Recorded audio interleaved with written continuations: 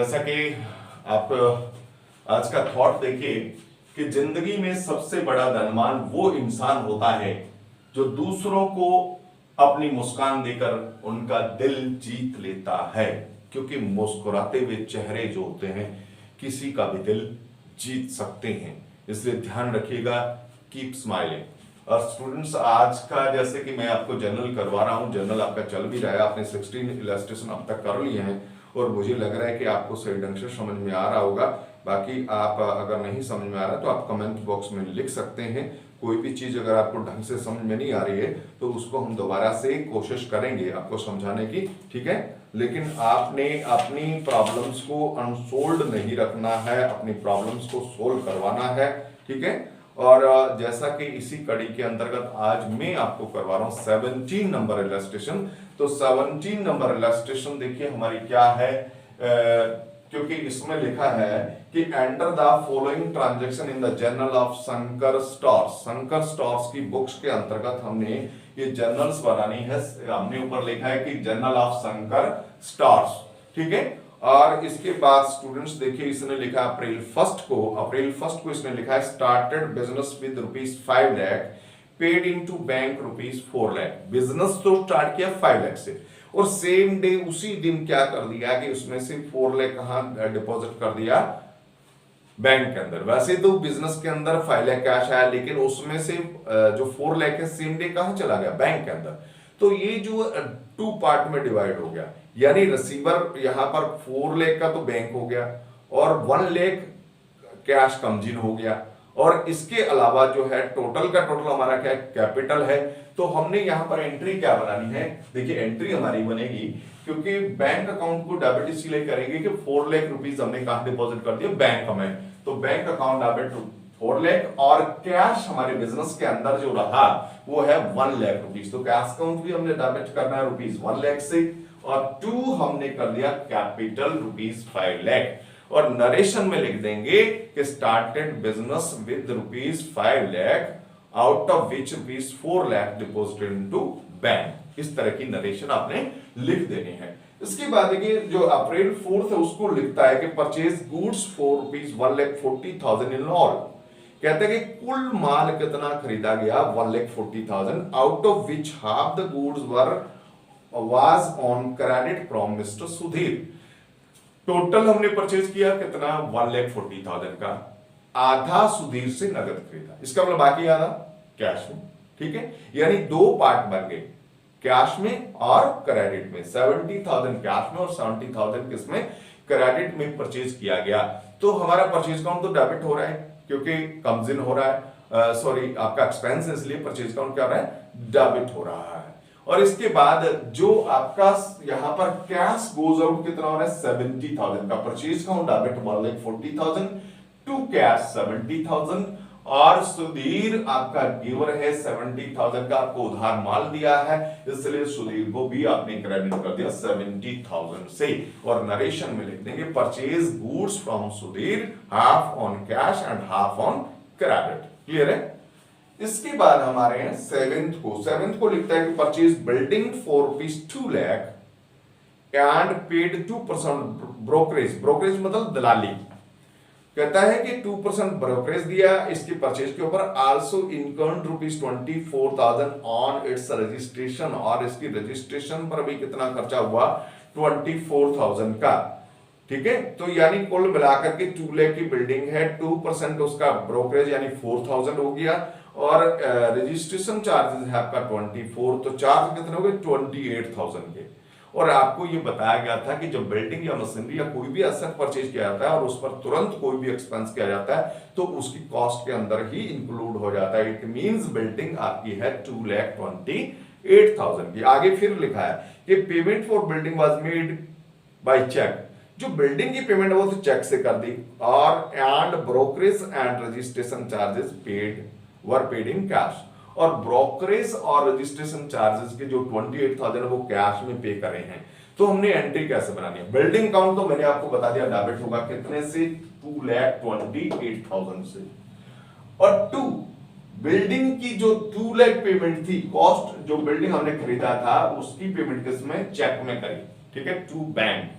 और जो registration charges और जो ब्रोकरेज दोनों था 28,000 वो किसमें कैश में दिया, इसलिए टू कैश हो जाएगा। ओके, इसके बाद आइए 12th को, कहता है sold goods to Arun ₹4 Arun को हमने 2 लाख का गुड्स सेल किया। Arun pays 1/4 amount in cash, जिसका 1/4 यानी 2 लाख का 1/4 उसने कैश में दे दिया। 2 लाख का 1/4 आप जानते हैं 25% मींस 50,000। तो 50,000 कैश और बाकी 1,50,000 क्या रह गया क्रेडिट में। यानी आपने सेल किया किसको, अरुण को 150 का क्रेडिट में और 50 का कैश में। बात ही है। तो जब आप सेल करेंगे तो रिसीवर कौन होगा, अरुण कितने का 1,50,000 का, और कम्स इन क्या रहा है कैश, तो कैश काउंट डेबिट कितने करेंगे, कितने से 50,000 से, और टू क्या है आपका सेल है। तो आपकी एंट्री क्या बन रही है, Arun debit 1,50,000, cash account debit 50,000 और टू सेल 2 लाख। ओके, इसके बाद फिर 14 को देखिए। 14 को ये कह रहा है कि a check of 1,48,000 is received from Arun in full settlement and the check is immediately deposited into bank। यहां देखिए कि अरुण से हमने क्या लेना था, अरुण को हमने सेल किया था क्रेडिट में 1,50,000 का। इसका मतलब है कि उससे हमने 1,50,000 लेना था और उसने आपको 1,48,000 का चेक दिया फुल सेटलमेंट, यानी 1,50,000 के बदले में 148 देकर के उसने कहा कि क्लियर अकाउंट। तो इसका मतलब 2,000 का आपने उसको डिस्काउंट दे दिया। क्लियर हो गया। और चेक को इमीडिएटली यानी सेम डे बैंक में डिपॉजिट कर दिया। तो रिसीवर कौन है, बैंक है। कितने का, 1,48,000 का। तो हमारी एंट्री बनेगी बैंक अकाउंट डेबिट 1,48,000 और हमने डिस्काउंट भी उसको दिया कितना, 2,000 का डिस्काउंट। अलाउड डेबिट 2,000 और 2 देने वाला कौन है, गिवर कौन है, अरुण। अरुण को हमने क्या कर दिया क्रेडिट, कितना 1,50,000 से। और नरेशन में लिख देंगे कि received cheque from Arun in full settlement of his account and cheque is immediately deposited into bank. इसके बाद नेक्स्ट है आपका 16 को पेड स्टेशनरी एक्सपेंसेस 180। ये मैं आपको वैसे ही बता रहा हूं, यहां नहीं लिख रहा हूं क्योंकि स्टेशनरी आपका एक्सपेंस है। स्टेशनरी मतलब कि जैसे आपने जो है पेपर्स खरीदा है, पेपर खरीदे हैं, इसी तरह से पेंसिल है, पेन है, ठीक है, ये सारा सामान जो है स्टेशनरी आता है। तो इसको स्टेशनरी आपका क्या है एक्सपेंसेस, स्टेशनरी डेबिट करेंगे, ठीक है ना, परचेज डेबिट नहीं करना, stationery debit to cash. Okay, stationery account debit to cash और नरेशन लिख देंगे परचेज स्टेशनरी। 17 को बोलता है कि paid fire insurance premium on building by cheque. ये ध्यान देना, paid fire insurance premium on building by cheque ₹1,000 and संकर्ज life insurance premium by cheque 4,000। तो यहां देखिएगा फायर इंश्योरेंस प्रीमियम जो है वो बिजनेस का एक्सपेंसेस, इसलिए फायर इंश्योरेंस प्रीमियम में डेबिट हो जाएगा। लेकिन जो लाइफ इंश्योरेंस है, जो लाइफ इंश्योरेंस है वो शंकर का पर्सनल एक्सपेंस है और पर्सनल एक्सपेंस किस में डेबिट होते हैं, ड्राइंग में। तो हमने ड्राइंग में डेबिट करना है क्योंकि लाइफ किसका है, शंकर का है, ठीक है ना, बिजनेस का नहीं है। और शंकर ने अपने लाइफ का इंश्योरेंस करवाया है तो ये उसका प्राइवेट एक्सपेंस है। और 2 क्योंकि दोनों ही पेमेंट चेक से हुई है, 2 कर देंगे बैंक, ठीक है, बैंक अकाउंट को हमने क्या कर देना है, क्रेडिट कर देना है।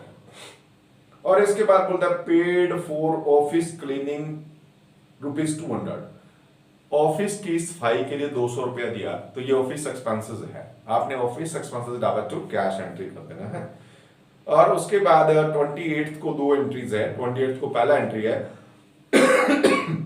received a sum of ₹2,500 being rent for a portion of building let out।